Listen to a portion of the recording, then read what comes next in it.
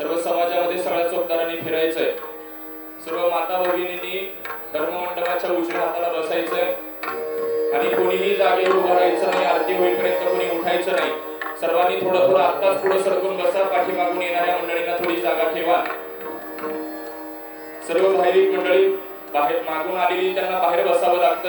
जे जे आता उपस्थित आहेत धर्ममंडपामध्ये त्यांनी थोडंसं पुढे सरकून बसायचंय. पुढे सरका जरा सगळे भाविक मंडळी सगळं पुढे सरका. पुढे सरकून बसायचंय सगळ्यांनी. सगळ्या चौकदार मंडळींनी मध्ये आतमध्ये या संपूर्ण भाविकांमध्ये जायचंय. सगळ्यांना पुढे सरकवायचंय. महाराजांच्या पाठीमागचे दोन्ही चौकदार